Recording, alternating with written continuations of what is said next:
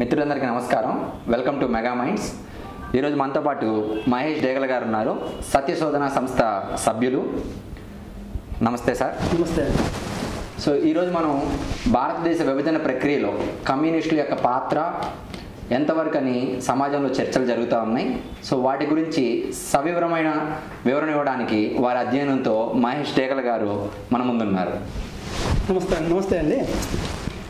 మంచి కార్యక్రమం తీసుకున్నారు మన మెగా మైండ్స్ తరఫున. భారతదేశంలో సత్యశోధన సంస్థ అంటే మన భారతదేశంలో స్వతంత్ర పోరాటం గురించి ఒక విభిన్నమైన చర్చ జరుగుతూ ఉంటుంది అనమాట. ఇప్పుడు ఎవరు చేసినారు ఎవరు చేయలేదు అనేటువంటి విషయాల మీద చర్చ జరుగుతూ ఉంటుంది. ఉదాహరణకి వీర సావర్కరు బ్రిటిష్ వాళ్ళకి సరెండర్ అయినాడు అనేటువంటి విషయాన్ని వాళ్ళు తెలియజేస్తూ ఉంటారు అన్నమాట. కానీ అసలు విషయం మనం ఒక విధంగా చర్చ అంటే ఒక సాహిత్యాన్ని మనం స్టడీ చేస్తే అసలు విషయం బయటపడింది ఏమంటే, కమ్యూనిస్టులు అనేటువంటి ఎవరైతే మనం చెప్పుకుంటాం ఈరోజు దేశంలో దేశభక్తి అనేసి తర్వాత మనకు సమాజానికి మేము సేవ చేస్తామని చెప్పేటువంటి వాళ్ళు ఎవరైతే ఉన్నారో వాళ్ళు పూర్తిగా ఈ దేశానికి స్వతంత్ర పోరాటంలో చాలా ద్రోహం చేసినటువంటి పరిస్థితి ఉంది. ఇక్కడ ఒక చిన్న ప్రశ్న, అంటే మీరు చెప్పేదాన్ని బట్టి కమ్యూనిస్టులు అందరూ ఈ దేశ స్వతంత్ర పోరాటంలో ద్రోహం చేశారని చెప్తున్నారు. అంటే అందరూ కమ్యూనిజాన్ని మీరు తప్పబడుతున్నారా, లేకపోతే కొంతమంది ప్రత్యేకమైన వ్యక్తులు దీని ఒక కుట్రగా నడిపారంటారా? నేను చెప్పడం ఏమంటే, కమ్యూనిజం ఈ దేశానికి సంబంధం ఎటువంటి పరిస్థితులు లేదు. ఎందుకంటే ఈ దేశం యొక్క సిద్ధాంతము ఈ దేశాన్ని యొక్క విషయాలకి అది పూర్తి వ్యతిరేకమైనటువంటి చర్య. ఈ కారణం చేత ఏదైతే మనకు ఉండదో సిద్ధాంతమో దాన్ని తీసుకొచ్చినటువంటి పిసి జోషి మొట్టమొదటి భారతదేశ యొక్క కమ్యూనిస్ట్ యొక్క సెక్రటరీ జనరల్. అక్కడి నుంచి ప్రతి ఒక్కరూ భారతదేశ స్వతంత్ర పోరాటంలో ద్రోహం చేసినటువంటి వ్యక్తులే. వాటిని కొన్ని ఉదాహరణలతో మీకు తెలియజేస్తాను. మొదట ఎంఎన్ రాయ్ అనేటువంటి వ్యక్తి భారతదేశంలో కమ్యూనిజాన్ని తీసుకురావడం జరిగింది. ఆయన ఈ దేశం పైన దండయాత్ర ద్వారా ఈ దేశ స్వతంత్ర పోరాటాన్ని అంటే స్వాతంత్రాన్ని హస్తగతం చేసుకోవాలనేటువంటి ఉద్దేశంతో 1920 ప్రాంతంలో ట్రైన్ విత్ లోడెడ్ గన్స్ అనేటువంటి ఒక కుట్ర ద్వారా అని చెప్పచ్చు అనమాట. అంటే వచ్చి తాష్కెంట్ నుంచి తీసుకువచ్చి ఇక్కడ పంజాబ్ ప్రాంతాన్ని హస్తగతం చేసుకోవాలనేది ఒక చరిత్ర ఉంది. దాన్ని పక్కన పెడతాం. అది ఒక రకంగా భారతదేశంలో బ్రిటిష్ వాళ్ళ పరిపాలనని ఎదుర్కోవాలనే ఉద్దేశంతో చేసినారని మనం అనుకుంటాం. రెండో విషయం ఇప్పుడు నేను చెప్పేది విషయం అంటే 1942 క్విట్ ఇండియా ఉద్యమం జరిగింది. దీనికి గాంధీ గారు ఎంతో సహకారం చేశారు. డూ అండ్ డై అనే నినాదం తీసుకున్నారు. ప్రపంచవ్యాప్తంగా చాలా సెన్సేషన్ జరిగినటువంటి సిద్ధాంతం అనమాట ఇది క్విట్ ఇండియా ఉద్యమం. ఈ క్విట్ ఇండియా ఉద్యమాన్ని ఈ కమ్యూనిస్టులు అదేమంటారు కుట్ర చేసి దాన్ని సప్రెస్ చేసినారనమాట. సబటాజ్ చేశారని చెప్తాను. నేను ఎందుకు చెప్తున్నానంటే దానికి పక్కా ఎవిడెన్సెస్తో సహా మీకు ఈరోజు నేను చూపిస్తాను. 1942లో ఆనాటి భారతదేశ communist party secretary general P C Joshi ఆనాటి Reginald governor general sir Reginald అనేటువంటి వ్యక్తికి 120 పేజెస్ మేము తప్పు చేశాము, మేము క్విట్ ఇండియా మూమెంట్లో పాల్గొనడం తప్పు చేశాము, ఆ కారణం చేత మేము మీకు క్షమించమని ఉత్తరం రాస్తానని 120 పేజెస్ సబ్మిషన్ లెటర్ రాశారు. ఎవరు? ఈ కమ్యూనిస్ట్ పార్టీ చెందిన చీఫ్, భారతదేశం చీఫ్ అనేటువంటి వ్యక్తి ఆ విధంగా రాయడంతో వాళ్ళు ఏం చేశారు, వీళ్ళపైన ఉన్నటువంటి కేసులు తొలగించారు. ఇప్పుడు ఎవరు భారతదేశంలో స్వతంత్ర పోరాటానికి ద్రోహం చేసింది మీరు చెప్పండి. ఇప్పుడు వాళ్ళ ఉత్తరం రాయడానికి నేను మీకు దానికి సంబంధించి ఒక క్లిప్పింగ్ చూపిస్తాను. ఇది నేను చదువుతాను చూడండి. Joshi was so anxious to prove that CPI is utterly to British rule that he claimed that he was doing a better job for streaming the Quit India movement. Denouncing Subhash చంద్రబోస్ను తొలగించుతూ వీళ్ళు సరెండర్ అయ్యే విధంగా రాశారనమాట. ఏమని 1942లో 120 పేజెస్ లెటర్ ఏం చెప్తాను. ఇది కూడా ఉంది. After Hitler attacked the Soviet Union, communist party leader P C Joshi went and bended knees, కొద్దిగా అర్థం చేసుకొని bended knees to sir Reginald Maxwell, the home secretary, pledging to help the sabotage the Quit Indian movement. ఇదండి విషయం. ఈ విధంగా ఉండేటువంటి దీన్ని మనం కొద్దిగా ఇది నేను ఎక్కడ లేదు, మీరు ఒకసారి దాన్ని తెలుగులో ట్రాన్స్లేట్ చేసి చెప్తారా? ట్రాన్స్లేట్ చేసి చెప్తాను. కొద్దిగా మన మిత్రులందరూ చూడాల్సిన అవసరం ఉంది. ఇప్పుడు దీని అర్థం ఏమంటే, అడాల్ఫ్ హిట్లర్ ఒక చిన్న విషయం ఏమంటే, కమ్యూనిస్ట్ పార్టీ ఆఫ్ ఇండియా యుఎస్ఆర్కి సంబంధించిన రష్యాకి సంబంధించిన కమ్యూనిస్ట్ పార్టీ ఏం చెప్తే అది చేస్తుంది. ఆనాటి స్టాలిన్ ఆ ప్రభుత్వాన్ని శాసిస్తున్నాడు. స్టాలిన్ తర్వాత హిట్లర్ ఇద్దరు మొదటి దోస్తులుగా ఉండేవాళ్ళు, ఒకరికొకరు సహకరించుకునేవాళ్ళు. ఆ విధంగా ఉన్నప్పుడు వీళ్ళు బ్రిటిష్ వాళ్ళకి వ్యతిరేకంగా పోరాటం చేస్తున్నారు. ఒక చిన్న లాజిక్ అర్థం చేసుకోవాలా. స్టాలిన్ హిట్లర్ బ్రిటిష్ వాళ్ళకి వ్యతిరేకంగా పోరాటం చేశారు. స్టాలిన్ హిట్లర్ దోస్తులుగా ఉన్నప్పుడు స్టాలిన్ చెప్పిన ఆదేశాలు అనుకోవడం బ్రిటిష్ వాళ్ళకి వ్యతిరేకంగా వీళ్ళు పోరాటం చేస్తున్నారు. అంటే భారతదేశంలో ఉన్న కమ్యూనిస్టులు చేశారు. ఎప్పుడైతే ఈ సెకండ్ వరల్డ్ వార్ స్టార్ట్ అయిన వెంటనే హిట్లర్ ఏం చేశాడంటే ఆటోమేటిక్గా అతను కొద్దిగా తీవ్రంగా ఆలోచించేటువంటి వ్యక్తి హిట్లర్ నేరుగా తన ఫ్రెండ్ అయినటువంటి హిట్లర్ సామ్రాజ్యం అయినటువంటి యుఎస్ఎస్ఆర్ పైన దాడి చేసినాడు. దాన్ని బార్బరోసా ఫైట్ అంటారు. ఈరోజు కూడా దాని ఫేమస్ ఫైట్ అనమాట. ఆ కారణం చేతనే హిట్లరు దాడి చేయబడ్డటువంటి ఈ స్టాలిన్ బ్రిటిష్ వాళ్ళకి సపోర్ట్ అయిపోయాడు. ఇప్పుడు శత్రువుకు శత్రువు మిత్రుడు అన్నట్లుగానే హిట్లర్ ఎవరికి వల్ల స్టాలిన్ బ్రిటిష్ వాళ్ళకి సపోర్ట్ చేశారు. ఆ కారణం చేతనే ఇండియాలో ఉన్నటువంటి పిసి జోషి అనేటువంటి వ్యక్తి బెండైపోయి మేము ఇంతవరకు చేసినటువంటి ఈ ఉద్యమం అంతా తప్పు, మాది క్షమించనేసి ఈ ఉత్తరం రాయడం జరిగింది. దాన్ని ఎందుకు తప్పని ఉత్తరం రాశారంటారు? ఏ విధంగా వాళ్ళు దాన్ని తప్పు పరిగణించుకున్నారు? హిట్లర్ అక్కడ స్టార్ట్ చేశారు కదా, బార్బరోసా ఉద్యమం, బార్బరోసా దాడి జరిగింది. అక్కడ స్టాలిన్ కంపల్సరీ పొజిషన్లో బ్రిటిష్ వాళ్ళకి సపోర్ట్ చేయాలా.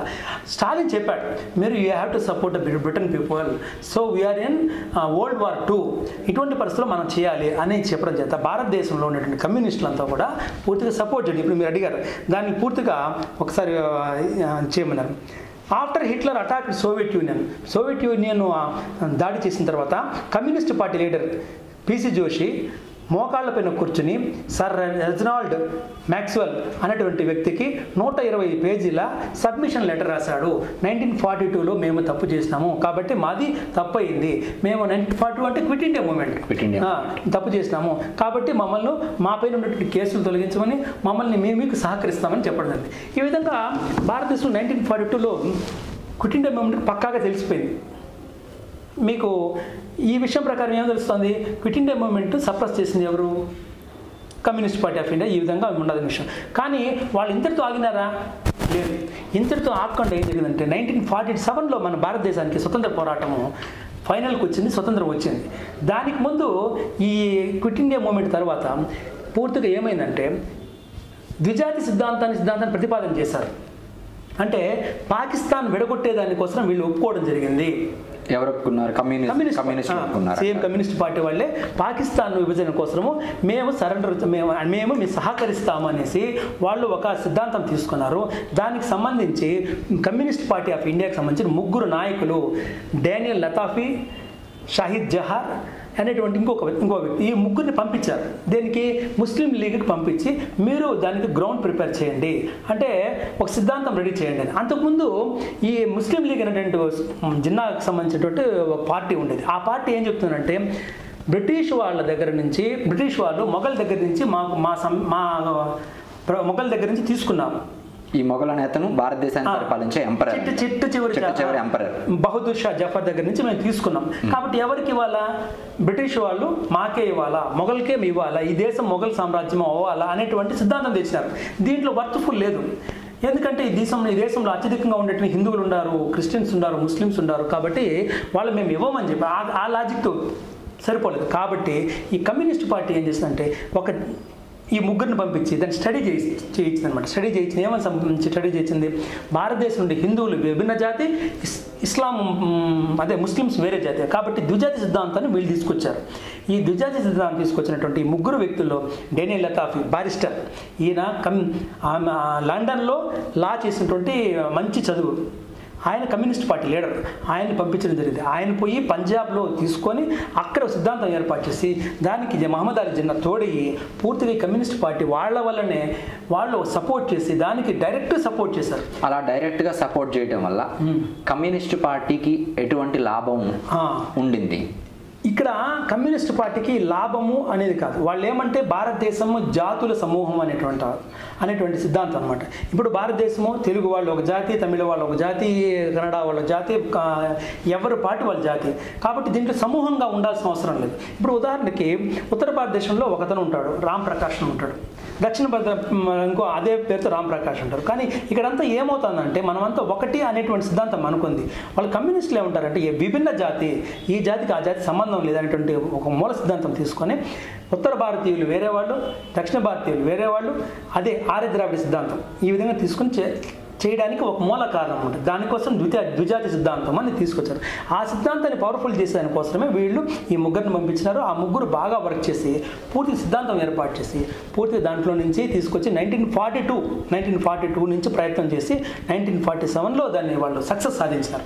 కాబట్టి ఈ విధంగా ఎలాంటి సక్సెస్ సాధించారంటారు? భారతదేశం పాకిస్తాన్గా విడిపోవడానికి ఈ ముగ్గురు వ్యక్తులు ఎవరైతే ఉన్నారో కమ్యూనిస్ట్ పార్టీ తరపున ఉన్న వాళ్ళు అప్పట్లో, సో వాళ్ళు ముఖ్య పాత్ర వహించి భారత పాకిస్తాన్గా విడిపోవడానికి ఈ దేశం కారకులయ్యారంటారు. వాళ్ళు ఇప్పుడు సిద్ధాంతం లేని వ్యక్తులు సిద్ధాంతం ఏర్పాటు చేశారు, కార్యకర్తలు లేని చోట కార్యకర్తలను పంపించారు. ఇంతకంటే ఇంకేం కావాలి? భారతదేశ విభజనకి వాళ్ళు ఎంత చేయాల్సిందో అంత చేశారు. పోనీ ఆ తర్వాత ఏమన్నా వాళ్ళు కమ్యూనిస్ట్ పార్టీ పాకిస్తాన్లో ఉందంటే లేదు, అక్కడ డెడ్ అయిపోయింది. ఎందుకంటే పాకిస్తాన్ విభజన తర్వాత హిందువులందరినీ చంపడం జరిగింది. ఒక్క 26% ఉన్నటువంటి హిందువులు ఈరోజు 2% కూడా లేకపోవడానికి కారణం ఏమంటే అక్కడ ద్విజాతి సిద్ధాంతం వాళ్ళు బలంగా వినడం, మేము వేరే జాతి, మీరు ఉండాల్సిన అవసరం లేదనేసి పంపించేవాడు. ఏ జాతికి సంబంధించిన వాళ్ళు అయి ఉంటారు? హిందువులు.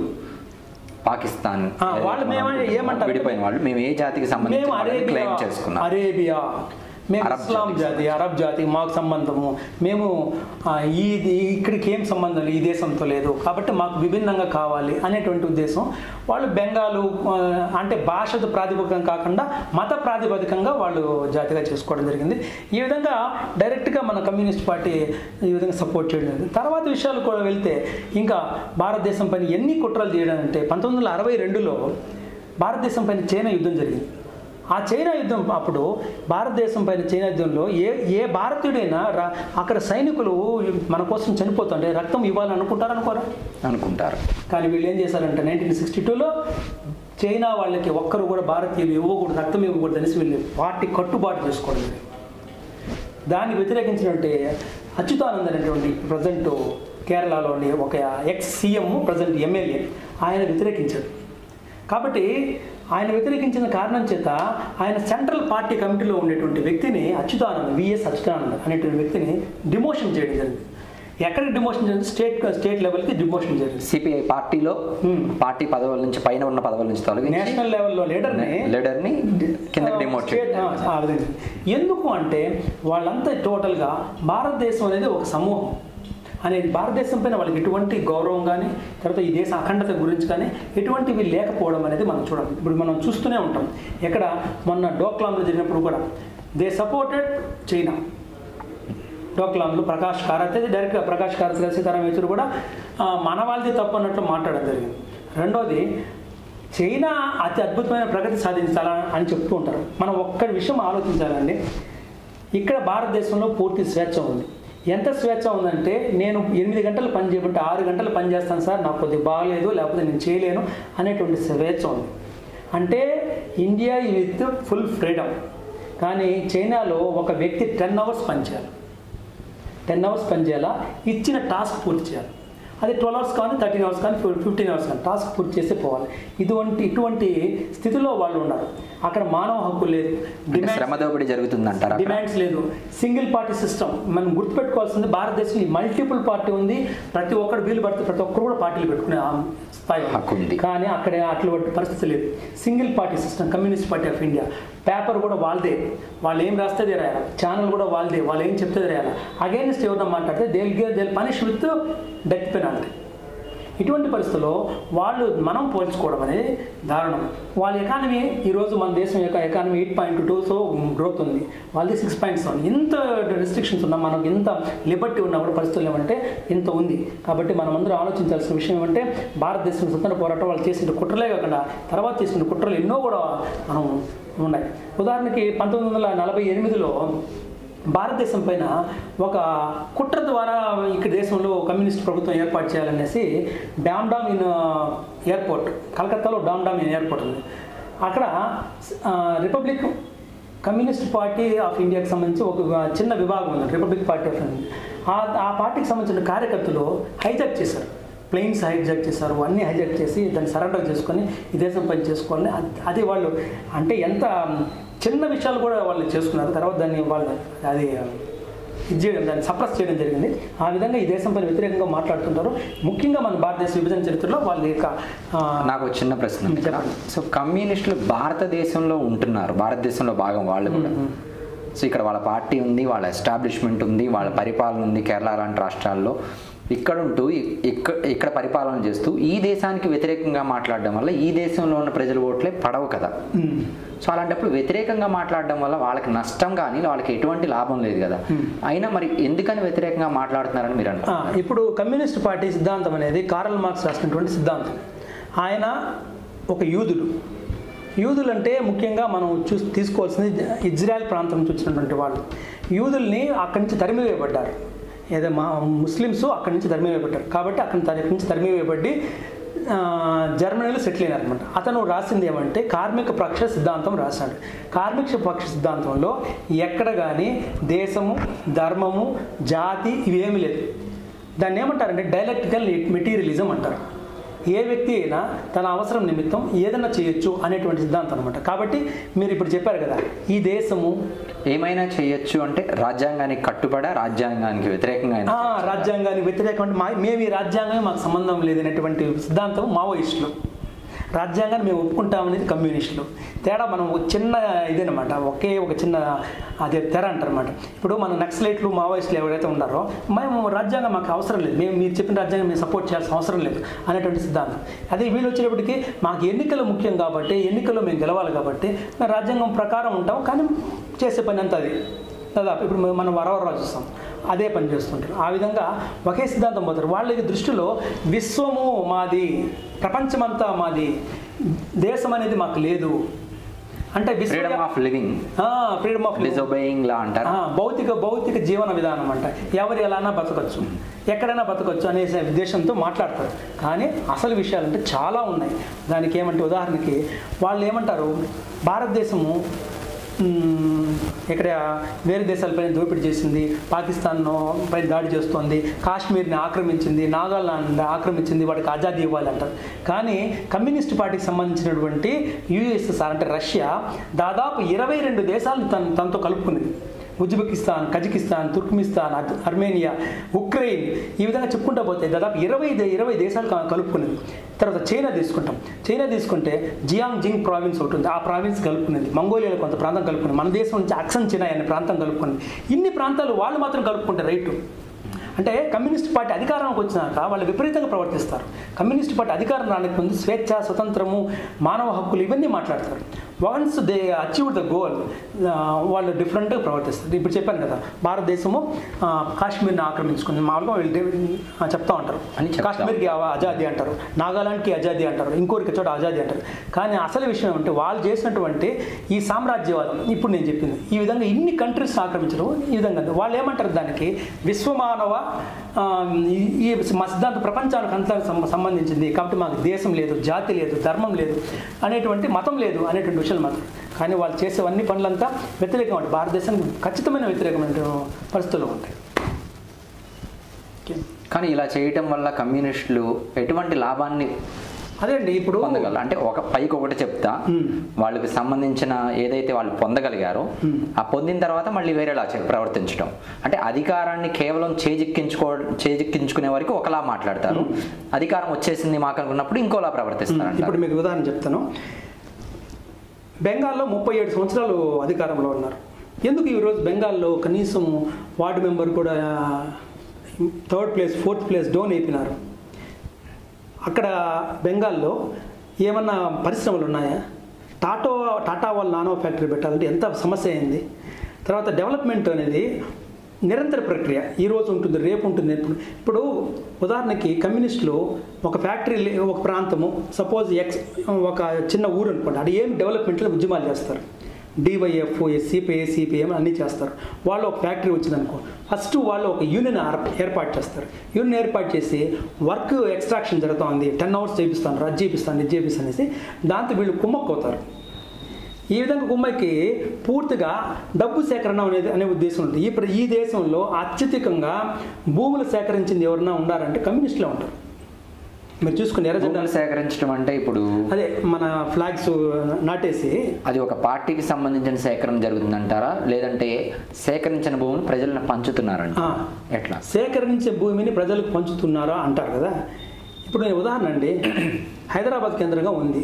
హైదరాబాద్ కేంద్రంగా ప్రభుత్వము భూమి కొంత ఉంది, దాన్ని పంచినంత మాత్రాన ఎవరికి లాభం వస్తుంది? ప్రభుత్వానికి నష్టం లాభమా, సాధారణమైన ప్రజలకు లాభమా? దాన్ని డెవలప్మెంట్ చేసి దాన్ని వేరే చేయాలన్నా అవసరం లేదా? అంటే ఒక సాధారణమైన ప్రజలకి నివాసాన్ని కల్పిస్తున్నారు అనుకోవచ్చు కదా మనం. సాధారణమైన ప్రజలకు నివాసం కల్పించేదాంట్లో మీ పార్టీ కార్యకర్తలు కదా ఉండరు, అంటే మీతో బయట ఎవరు ఉండరా? బయట వాళ్ళ వంతుగా వాళ్ళు చేస్తున్నారు అనుకోవచ్చు. వాళ్ళ వంతుగా చేస్తున్నారంటారు. ఈరోజు మీరు ప్రజల నుంచి దోపిడీ అని మాట్లాడతారు. ఈ ల్యాండ్ రిఫార్మ్స్ అనేది ఒక పద్ధతి లేదా? ఒక చట్టం ప్రకారం రావాల్సిన అవసరం ఇప్పుడు నేను ఉందండి. ప్రభుత్వం నుంచి అన్ని కూడా తీసుకురావాలి. తీసుకొచ్చిన తర్వాత వాటిని మనం ఒక పద్ధతి ప్రకారం డిస్ట్రిబ్యూట్ చేయాలి. తీసుకుంటాం తప్పు కాదు, కానీ రాజ్యాంగబద్ధంగా చట్టబద్ధంగా ఒక ప్రాసెస్లో వెళ్ళి దాన్ని సాధించుకొని ఇవ్వాలి. కానీ ఇలా ఆక్రమణ అనేది కాకుండా అత్యధికంగా భూ ఆక్రమణ చేసేదంతా వాళ్ళే చేస్తారు. ఆక్రమణ చేస్తారు, ఆ విధంగా చేస్తారు. తర్వాత ఎంప్లాయ్మెంట్లో కూడా ఎంత విపరీతమైన ఎంప్లాయ్మెంట్ వాళ్ళు చెప్తారే, కానీ ఎన్ని ఫ్యాక్టరీలు వాళ్ళు మూసివేసినటువంటి చరిత్ర ఉంది. అంటే ఇప్పుడు అలా చేయడం వల్ల వాళ్ళకి ఏంటంటారు లాభం? ఫ్యాక్టరీలు రన్ అయ్యే ఫ్యాక్టరీలు మూసేయడం వల్ల. మీరు ఇంతకుముందు అన్నారు కదా, ఇంత చరిత్ర ఉంది కదా, ఎందువల్ల వాళ్ళు బెంగాల్ కేరళ దాటలేదు? ఎందుకంటే ఇందుకే దాటలేదు. మొదట్లో వాళ్ళకి మంచి సపోర్ట్ ఉంది కాబట్టి వాళ్ళు ఈ ల్యాండ్ రిఫార్మ్స్ అనేసి తీసుకురావడం జరిగింది. ఫ్యాక్టరీ లేవు, ఉద్యోగ కల్పన లేవు. తర్వాత వ్యక్తిగతంగా ఎవరు పడితే వాళ్ళు ఆస్తులు సంపాదించుకోవడం మొదలుపెట్టినారు. విపరీతమైనటువంటి కమ్యూనిస్టులు ఎంతంత రిచ్ ఉండేటువంటి వాళ్ళంతా ఉన్నారు, వాళ్ళంతా రావడం జరిగింది. అసలు బేసిక్గా ఉండేటువంటి వాళ్ళు ఎవరు కానీ స్థిరపడిన భేదవాళ్ళు పైకి రావడానికి జరగలేదు. అటువంటి పరిస్థితులు రావడం చేతనే ఇవన్నీ ఇంత సమస్య వచ్చింది. 37 సంవత్సరాలు పరిపాలించే బెంగాల్లో ఈరోజు వామపక్షాలు లేవు. కేరళలో ఒక్క దాంట్లో ఉంది. త్రిపురలో మనం త్రిపురలో జరిగితే ఆడ ఏమైంది? వాషౌట్ అయిపోయింది. మరి మనం కేరళ తీసుకుందాం. అత్యధికంగా భారతదేశం మొత్తం మీద ఎడ్యుకేటెడ్ పీపుల్ వచ్చేసి కేరళలో ఉన్నారు. సో కేరళ ఎన్నో సంవత్సరాల నుంచి కమ్యూనిజం పాలనలోనే ఉంది మనం అనుకుంటాం. అదొక్కటే కాకుండా ఇంకా కేరళలో ఆయుర్వేదానికి సంబంధించిన ఉత్పత్తులు కానీ చాలా ఎక్కువ. అక్కడ ప్రకృతి కూడా చాలా బాగుంటుంది. మొక్కని వాళ్ళు దేవుడి కన్నా ఎక్కువగా భావిస్తారు. ఒక మొక్కని తుంచివేయడానికి వాళ్ళు ఎప్పుడు ఇష్టపడరు, కావాలంటే దాన్ని తీసుకెళ్ళి రీప్లేస్ చేస్తారు. సో ఇదంతా కూడా కమ్యూనిజం పాలనలోనే జరుగుతుంది. అట్లా మీరు కొద్దిగా అజంప్షన్లో ఉన్నారు. కేరళ అనేది ఆల్టర్నేట్ గవర్నమెంట్ ఉంటుంది. Communist party led LDF, Congress led UDF ఉంటుంది. మీరు చూడండి, చరిత్ర చూడండి, ప్రతి సంవత్సరం ప్రతి ఎన్నికలకు మారుతూ ఉంటుంది. మొదటి పాయింట్. తర్వాత అక్కడ 55% ఆఫ్ హిందూస్ ఉన్నారు. తర్వాత రిమైనింగ్ దాంట్లో 35% ముస్లిమ్స్ ఉన్నారు, రిమైనింగ్ 25% వీళ్ళు క్రిస్టియన్స్ ఉన్నారు. సో ఆడ డైవర్సిఫైడ్ ఒక చరిత్ర ఉంది. తర్వాత ముఖ్యంగా ఆడ ఈఎంఎస్ నంబూద్రిపాద్ అనేటువంటి వ్యక్తి ఎవరైతే ఉన్నారో అతను స్టార్ట్ చేశారు మొట్టమొదటిగా కమ్యూనిజంని కేరళకి తీసుకొచ్చింది. తర్వాత కమ్యూనిస్టులు అక్కడ ఏం చేశారంటే ల్యాండ్ రిఫార్మ్స్ మీరు చెప్పినట్టు చెట్లు అవన్నీ కూడా చేసినారనేది వాళ్ళు చేసిన చరిత్ర ఏం లేదు. అక్కడ స్వతహాగా అక్కడ ఉండేటువంటి మన వాతావరణము, అక్కడ ఉండేటువంటి వాటర్ ఫెసిలిటీస్, అక్కడ ఉండేటువంటి డిఫరెంట్గా వచ్చింది అప్రోచ్. ఇప్పుడు మొన్నటికి 33 డ్యామ్స్ లేవేసినారు. కమ్యూనిస్ట్ చరిత్రలో, భారతదేశ చరిత్రలో 33 డ్యామ్స్ సింగిల్ డేలో లేసింది లేదు. ఆడ కేటీ మనీ అనేసి electrical department, water department minister order ఇచ్చినాడు. 33 డ్యామ్స్ లేపోయినారు. ఒక రోజుతో మొత్తం వాష్అవుట్ అయిపోయింది.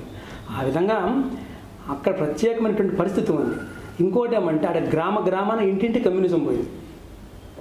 అక్కడ గ్రామాన ఇంటింటికి కమ్యూనిజం, కొన్ని ఊర్లు కమ్యూనిజం. భారతదేశం అంతా ఒకవేళ మీరు చెప్పిన దాన్ని బట్టి చాలా రాష్ట్రాల్లో, బెంగాల్ లాంటి రాష్ట్రాల్లో కొన్నాళ్ళ వరకు పాతుకుపోయిన కమ్యూనిజం కొంతకాలానికి వ్యతిరేకించబడింది అని అర్థమవుతుంది. కానీ ఇంకా కేరళలో మాత్రం ఎందుకని వ్యతిరేకించకూడదు? Why they believe it? అదే కేరళ అనేది ప్రత్యేకమైనటువంటి అక్కడ కూడా ఎక్కువ మంది హిందూస్ ఉన్నారు. మీరు చెప్పిన దాన్ని బట్టి 55% హిందూస్ ఉన్నారు. హిందూస్ కూడా కమ్యూనిజాన్ని దగ్గరికి తీసుకున్నారు. యాక్చువల్గా మీకు విషయం అంటే 55% దాదాపు 35% కరడగట్టిన కమ్యూనిస్టులే. మొదటి పాయింట్. రిమైనింగ్ వాళ్ళు సంఘ వాళ్ళకి సంబంధించిన వాళ్ళు ఉన్నారు. రెండోది ఏమంటే యూడిఎఫ్లకు సంబంధించి క్రిస్టియన్స్, క్రిస్టియన్ సంబంధించి కేరళ మనీ పార్టీ ఒకటి ఉంది. ఈడంతా స్ప్లిట్ పాలిటిక్స్. ఈరోజు ఇక్కడున్న కేరళ మనీ, రేపు మనీ ఇంకో చోట ఎల్డీఎఫ్కి వెళ్తాడు. ఆ విధమైనటువంటి వాళ్ళు నెక్ అండ్ నెక్ ఫైట్లో వస్తూ ఉంటారు. తర్వాత వీళ్ళు సాధించినటువంటి విజయాలు ఏం లేదు. ముఖ్యంగా ఇప్పుడున్నట్టు పినరయి విజయన్ అనేటువంటి వ్యక్తి ఎవరైతే ఉన్నాడో ఆ వ్యక్తి ఇంతకుముందు గవర్నమెంట్ అంటే ఆల్టర్నేటివ్ గవర్నమెంట్, బిఫోర్ దట్ గవర్నమెంట్లో ఆయన విద్యుత్ కుంభకోణంలో దోషి. కాబట్టి ఎన్ని అవలక్షణాలు ఉండాలో అన్ని అవలక్షణాలు ఉన్నాయి. కాబట్టి అక్కడ ఏమంటే ఆల్టర్నేటివ్ గవర్నమెంట్ మారుతుంది. ఆ ఒక్క కారణంతోనే అది అక్కడ జరుగుతుంది. అంతేగాని మీరు ఇంకెక్కడ అయితే అక్కడ జరిగిన అభివృద్ధి కానీ మొత్తాన్ని కమ్యూనిజానికి మూట కట్టి ఇవ్వలేమంటారు. అసలు కేరళలో కమ్యూనిజము అంత అద్భుతమైనటువంటి అభివృద్ధి సాధించి ఉంటే యూఏఈలో ఎందుకు పోయి వీళ్ళు దాదాపు అక్కడ దేశ జనాభాలో 30% ఎందుకు మలయాళీస్ ఉంటారు. యూఏఈ అంటే ఒక పాయింట్ గుర్తొచ్చింది నాకు. ఇటీవల మనం సోషల్ మీడియాలో చూస్తున్నాం. యూఏఈ అనేది కంట్రీ మొన్న కేరళ వరదలు వచ్చినప్పుడు ఎంతో డబ్బును డొనేషన్గా ఇవ్వడం జరిగింది అని కొంతమంది అంటున్నారు, కొంతమంది ప్రచారం చేస్తున్నారు. మరి కొంతమంది అసలు ఇదేమి ఇవ్వలేదు, యూఏఈ ఇవ్వకపోయినా కానీ పని కొట్టుకొని యూఏఈ ఇచ్చింది అని చెప్తున్నారు అని అన్నారు. సో ఇది ఎంతవరకు నిజం? దీంట్లో ఏది వాస్తవం అంటారు? ఇప్పుడు అబ్యూజింగ్ టెక్నిక్ అంటారు అన్నమాట. ఎదుటి వాళ్ళని అవమానకరం ఎలా మాట్లాడచ్చు అనేది బాగా కమ్యూనిస్ట్ తెలుసు. ఇప్పుడు అక్కడ జరిగింది ఏమంటే ఉత్పాతం జరిగింది, తర్వాత అందరూ చనిపోవడం, చాలామందికి ప్రాబ్లం అయింది, డ్యామ్స్ ఎత్తడిపోయింది. అటువంటి పరిస్థితుల్లో ఏం చేయాలా? మంచి సహాయం చేయాలి ఎవరికి? ప్రజలకి. ఆ విధంగా చేయకుండా వాళ్ళు ఏం చేసినారంటే ఒక టార్గెటెడ్ చేసినారు. సెంట్రల్ గవర్నమెంట్ టార్గెటెడ్, ఆ విధంగా టార్గెట్ చేసిన 700 కోట్లు యూఏఈ వాళ్ళు పంపించినారని చెప్పి అది ప్రచారం లేదు. మన రాష్ట్రానికి సంబంధించినటువంటి కే నాగేశ్వరరావు కూడా దానిపైన ఒక వీడియో జరిగింది. 700 కోట్లు ప్రచారం ఇవ్వడం జరిగింది అని నాగేశ్వరరావు గారు చెప్పడం జరిగింది. దానికి మోడీ గారు అడ్డుకుంటున్నారు అనేసి అని మాట్లాడలేదు. అసలు 700 కోట్లు మేము ఇవ్వలేదని వాళ్ళే చెప్పారు కదా. అంటే యూఏఈ వాళ్ళే ఒక ప్రకటన విడుదల చేశారు. ఏమని మేము ఆ మాట చెప్పలేదు అనేసి. అంటే ఒక స్టేట్ సీఎం ఆ విధంగా మాట్లాడడం అనేది ఎంతవరకు బాగుంటుంది? అలా అయితే ఇక్కడ నాగేశ్వరరావు గారు కూడా తప్పు చెప్పారంటారా? ముందే ఒక అడుగు ముందుకేసి వాళ్ళకన్నా ముందే మనమే ప్రచారం చేస్తాం. నాగేశ్వరరావు అనేది 2014 నుంచి టోటల్గా అబ్నార్మల్గా అబద్ధాలు చెప్తూ వీడియోలు చేస్తున్నారు. 2014 తర్వాత అన్న విషయం తర్వాత చెప్పాను కదా 700 కోట్లు ఉన్నారు కదా, దానికి వీడియో కూడా ఉంది.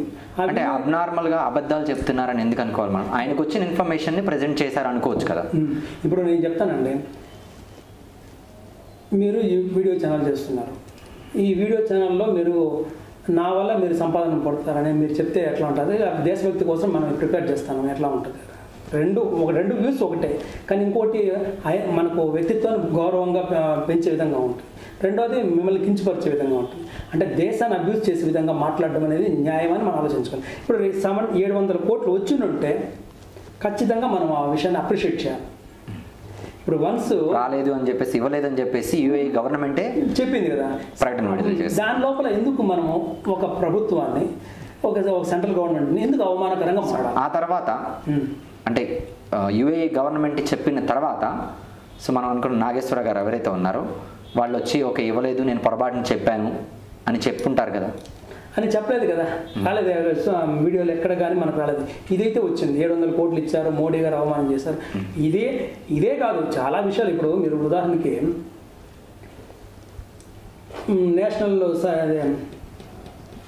నేషనల్ రిజిస్టర్ ఫర్ పౌరసత్వం సంబంధించి ఒక ఇది ఉందన్నమాట. దానికి సంబంధించిన వీడియో కానీ, ఎఫ్ఆర్సీఏ కానీ, తర్వాత డిమానిటైజేషన్ కానీ, జిఎస్టీ కానీ ప్రతిదీ వ్యతిరేకంగానే మాట్లాడడం జరిగింది కదా. ఏది అనుకూలంగా మాట్లాడడం అనేది మాత్రం చేయలేదు. ఆ విధంగా అతను ఒక విధమైనటువంటి అర్బన్ నక్సలిజం మెంటాలిటీతో పనిచేస్తున్నటువంటి వ్యక్తిగా నా ఉద్దేశం అని మీరు అభిప్రాయపడుతున్నారు. సో ఫైనల్గా మీరు ఇప్పుడు దీని గురించి ఏమంటారు?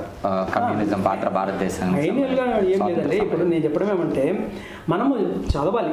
అసలు భారతదేశం హిస్టరీని డెస్ట్రాయ్ చేశారు నా ఉద్దేశం. ఆ విధంగా డెస్ట్రాయ్ చేయని హిస్టరీని మనం అందరి ముందు పెట్టే ప్రయత్నం చేస్తున్నాం. ఈ విధంగా 1942లో క్విట్ ఇండియా మూవ్మెంట్ డెమాలిష్ చేయడము, తర్వాత పాకిస్తాన్ ఏర్పాటుకు సహకరించడం జరిగింది. దీన్ని నేను ప్రజల ముందు మీ ద్వారా తెలియజేస్తున్నాను. ధన్యవాదాలు. ధన్యవాదాలు.